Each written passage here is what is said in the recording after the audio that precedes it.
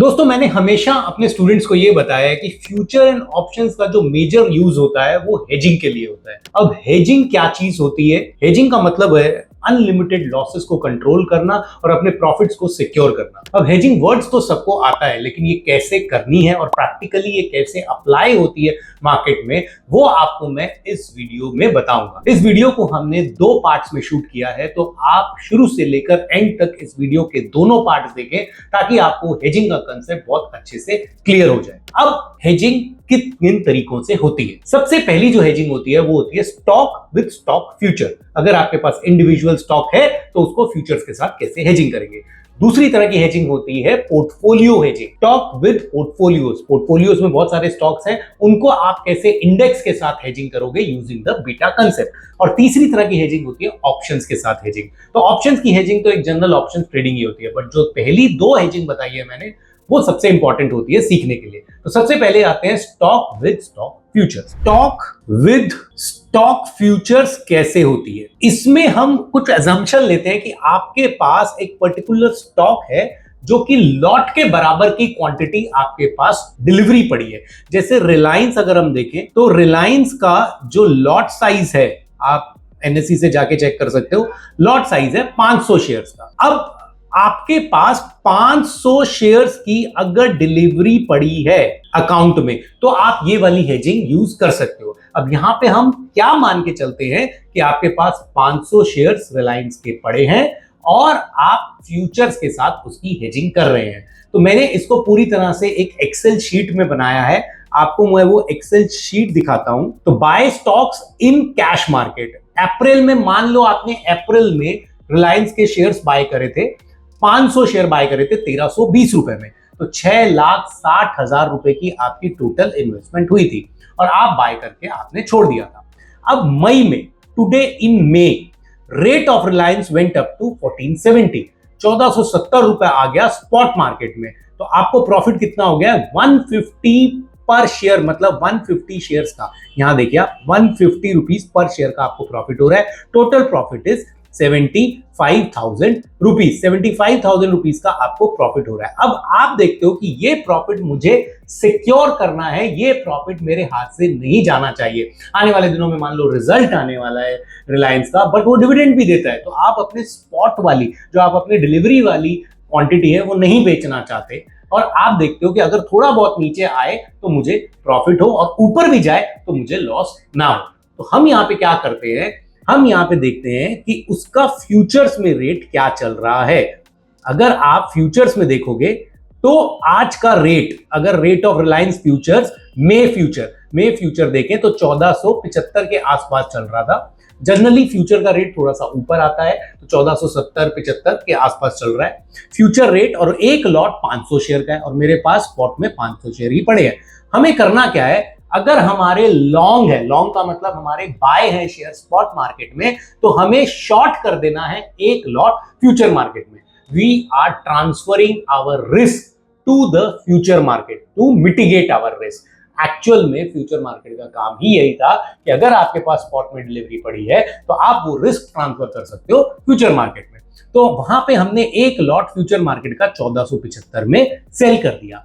अब हमें यह पता है एक्सपायरी पे जाके दोनों रेट इक्वल हो जाएंगे, मतलब कि जो आपका फ्यूचर रेट है वो स्पॉट रेट के बराबर हो जाता है। ये क्यों बराबर हो जाता है? इसके लिए मैंने प्राइसिंग ऑफ फ्यूचर के ऊपर एक वीडियो बनाया है, वो आप जरूर देख सकते हैं, जहां पे हम ये बोलते हैं कि अगर रेट में ये डिफरेंस है, मान लो ये चल रहा है फ्यूचर मार्केट का रेट और ये चल रहा है स्पॉट मार्केट का रेट, जैसे जैसे टाइम बीतता जाता है ये दोनों इक्वल हो जाएंगे और हमारे हेजिंग का जो बेस है वो यही है। तो मान लो हम बोलते हैं कि एक्सपायरी पे हम बैठे हैं और एक्सपायरी पे हम अब दोनों कॉन्ट्रैक्ट्स को सेटल कर रहे हैं। अगर रेट, मैंने 2 एजम्पशंस ली है, अगर रेट ऊपर बढ़ जाए बहुत और अगर रेट बहुत नीचे टूट जाए, तो एक्सपायरी वाले दिन सपोज रेट चला जाता है 1800 रुपए, ओके, तो स्पॉट में हमें कितना फायदा होगा?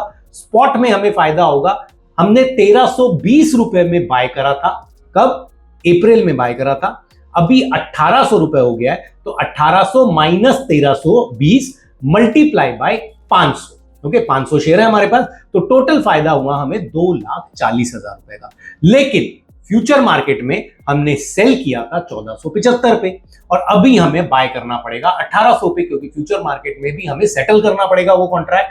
तो 1800 पे बाय करना पड़ेगा, मल्टीप्लाई बाय 500, तो यहां पे हमें लॉस होगा कितना, 1,62,500 का। लेकिन अगर हम नेट अपनी बुक्स में कैलकुलेट करेंगे तो हमने स्पॉट मार्केट में 2,40,000 का लॉस प्रॉफिट बुक किया है और फ्यूचर मार्केट में हमने 1,62,500 का लॉस बुक किया है। अगर दोनों को सेट ऑफ करोगे तो 77,500 का प्रॉफिट ही आएगा। आपको कितना प्रॉफिट आ रहा था शुरुआत में स्पॉट मार्केट में, दैट वाज, ऊपर अगर हम देखें तो 75,000 रुपीज। लेकिन आपको 77,500 का प्रॉफिट क्यों आया है, 5 रुपए का एक्स्ट्रा प्रॉफिट क्यों आया है, क्योंकि you were able to sell the future 5 rupees higher और दोनों का रेट बराबर हो जाएगा एक्सपायरी पे, तो ये 5 रुपए एक्स्ट्रा आपको मिलेंगे, 77,500। अब ये तो था सिनेरियो जब रेट बहुत ऊपर चला जाता है। अब देखो यहां पे करना क्या पड़ेगा, यहां पे आपको स्पॉट में अपनी डिलीवरी को सेल करना पड़ेगा और फ्यूचर में आपको लॉस बुक करना पड़ेगा। हाँ, यहां पे आपको अपनी डिलीवरी को से एक तरह से you will lose your delivery और आपका पैसा आपके पास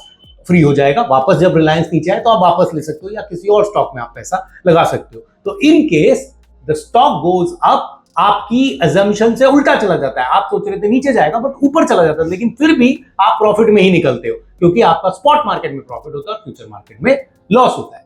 लेकिन अगर रेट आपकी अजम्पशन के हिसाब से नीचे चला गया, आपने सोचा था कि अब बहुत ऊपर चला गया है, मुझे डर लग रहा है कहीं नीचे ना चला जाए, और सच में नीचे आ जाता है और 1200 का रेट आ जाता है, तो देखो क्या होगा। अगर 1200 का रेट आ जाता है तो मैंने 1320 पे लिया था, 1200 रुपए रेट आ गया, तो 1320 माइनस 1200 मल्टीप्लाई बाय 500, तो करीब 60,000 रुपए का आपको लॉस है। बट यहां पे लॉस बुक करने की आपको जरूरत नहीं है, this is a notional loss. आपकी जो डिलीवरी है आप पढ़े रखो, उसमें आपको सिर्फ एक नोशनल लॉस दिख रहा है वहां पे 60,000 रुपए का, उसको आप मत बेचो, उसको आप बुक नहीं करना 60,000 रुपए का। लेकिन अगर आप फ्यूचर मार्केट देखोगे तो फ्यूचर मार्केट में आपने क्या किया था, 1475 में सेल किया था, जिसको आपको वापस बाय करना पड़ेगा 1200 रुपए में। तो 1200 रुपए में आप बाय करते हो और 1475 में बेचा था, मल्टीप्लाई बाय 500 करते हो तो आपको 1,37,500 का प्रॉफिट बुक करना पड़ेगा फ्यूचर में, क्योंकि फ्यूचर को तो आप कैरी फॉरवर्ड नहीं करोगे, फ्यूचर में आप ये प्रॉफिट बुक कर लो।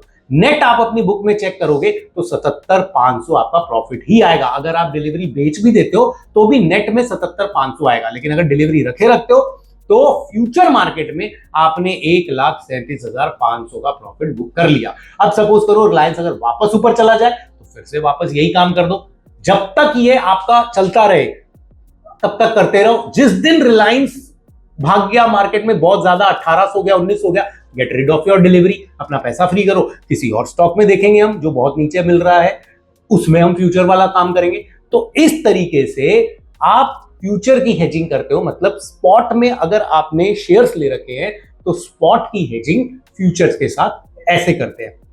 बट ये हर कोई नहीं कर सकता क्योंकि सबके पास लॉट के बराबर के शेयर्स नहीं होते हैं। सबके पास क्या होते हैं, पूरा एक पोर्टफोलियो बना हुआ होता है जहां पे आपके 50 शेयर रिलायंस के हैं, 20 शेयर एचडीएफसी बैंक के हैं, 30 शेयर आपके एक्सिस बैंक के हैं, 50 शेयर आपके आईओसी के, ऐसे करके किसी का पोर्टफोलियो बना हुआ है, मान लो 25-30 लाख रुपए का।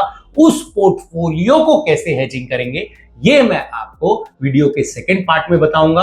होप आपको इस वीडियो में जो मैंने बताया है वो समझ में आया होगा। स्टॉक विद स्टॉक फ्यूचर्स कैसे हेजिंग करते हैं, इसको और डिटेल में और प्रैक्टिकली जानने के लिए आप हमारे फ्यूचर एंड ऑप्शन के कोर्सेज के बारे में इंक्वायरी करिए and bulls and brains trading में अपना इंक्वायरी फॉर्म भर के हमारी वेबसाइट पे विजिट करके आप जरूर अपना इंक्वायर करिए।